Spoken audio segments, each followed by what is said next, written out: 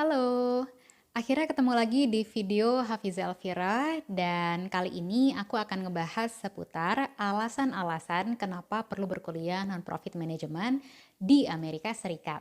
Dan pastinya video ini aku dedikasikan buat teman-teman yang sekarang lagi kerja di yayasan, lembaga nirlaba, NGO, atau lembaga sosial lainnya di Indonesia dan mulai kepikiran untuk upgrade keilmuan misalnya dengan lanjut S2 gitu ya. Nah, insya Allah video ini pas banget. Tapi buat kalian yang nggak punya background non-profit sebelumnya, nggak pernah kerja di lembaga sosial, tenang aja kalau kalian punya keinginan untuk kedepannya serius di aktivitas sosial, bahkan menjadikan ini sebagai pekerjaan, teman-teman juga bisa nonton videonya sampai habis, siapa tahu bisa dapat inspirasi dari sini. Oke, yuk kita simak alasan kenapa harus berkuliah non-profit management di Amerika Serikat.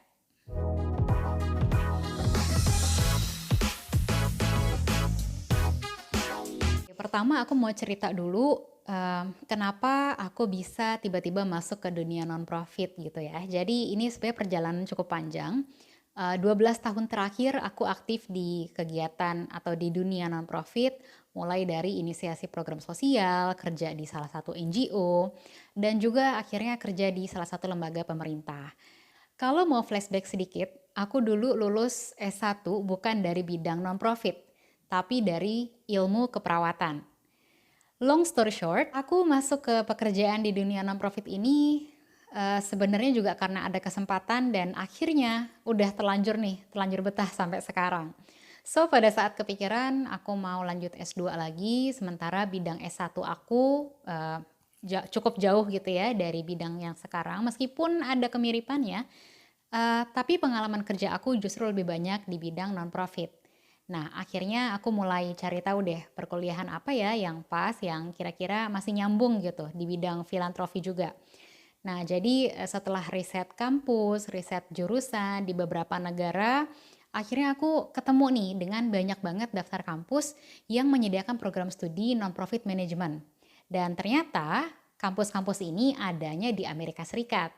Dan pada saat aku udah menetapkan pilihan calon kampus, aku kemudian apply, daftar beasiswa, dan alhamdulillah akhirnya kesampaian bisa mulai kuliah nih saat ini. Tentunya memutuskan untuk apply kampus ke negara yang ada di balik belahan bumi gitu ya, tepatnya beda 12 jam dari Indonesia, bukan keputusan yang mudah ya. Apalagi buat teman-teman yang aktif di dunia non-profit, pastinya bertanya-tanya, kenapa sih harus kuliah di bidang ini dan kenapa harus di luar negeri? Oke, kita masuk ke alasan yang pertama, yaitu pusatnya non-profit dunia. Menurut National Center for Charitable Statistics atau NCCS, di Amerika ada lebih dari 1,5 juta lembaga non-profit yang terdaftar. Lembaga-lembaga ini meliputi lembaga swadaya masyarakat, yayasan, organisasi keagamaan, dan lembaga publik lainnya. Beberapa di antaranya seperti UNICEF, WWF, Islamic Relief, World Vision, dan masih banyak yang lainnya. Yang kedua, program studi yang spesifik.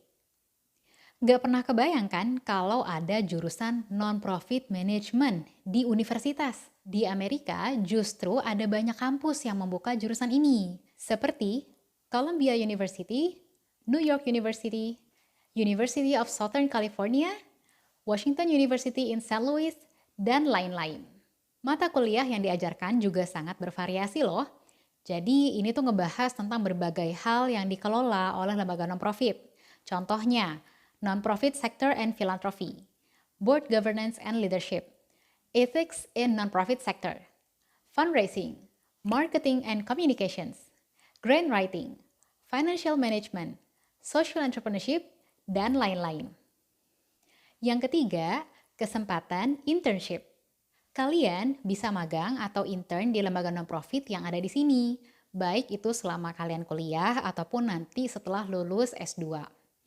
Nah, kalau setelah lulus S2, biasanya ada istilah khusus yang disebut OPT dan juga Academic Training.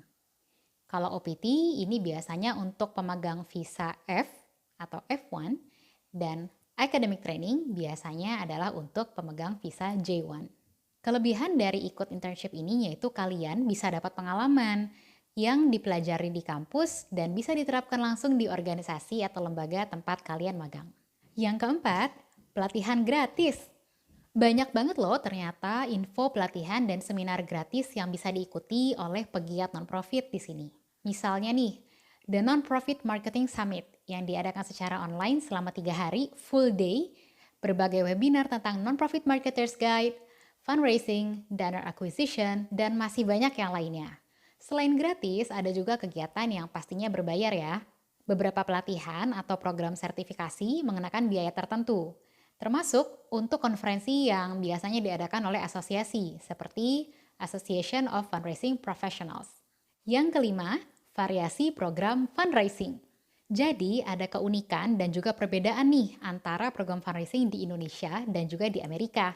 Misalnya, di Amerika hampir nggak ada kampanye donasi yang mengarahkan untuk donasinya melalui transfer rekening. Kebanyakan menggunakan form online di website, bayarnya melalui PayPal, credit card, atau bahkan cek. Selain itu, event gala dinner juga sudah menjadi agenda tahunannya lembaga non-profit di Amerika. Banyak juga perusahaan swasta yang mendukung layanan donasi untuk lembaga non-profit. Contohnya, Microsoft and Google dengan grant-nya, LinkedIn dengan portal khusus untuk pembelajaran tentang non-profit, Facebook dan Instagram fundraisers, bahkan e-commerce seperti Amazon dan juga website desain seperti Canva yang memberikan kemudahan donasi bagi usernya. Dari perbedaan ini kita bisa belajar dan juga menginspirasi praktik baik yang sudah berjalan di Indonesia. Itu dia alasan kenapa perlu berkuliah non-profit management di Amerika Serikat. Semoga buat teman-teman pegiat filantropi yang ingin lanjut S2 dan ingin memperdalam leadership serta manajerialnya di lembaga non-profit bisa mulai mempertimbangkan untuk kuliah di Amerika Serikat. Share juga ya video ini untuk teman-teman lainnya. Kalau ada pertanyaan, boleh di-drop di kolom komentar di bawah ini. Terima kasih teman-teman sudah nonton videonya sampai habis. Jangan lupa like dan subscribe channel Hafizah Elvira. Sampai jumpa di video selanjutnya. Bye!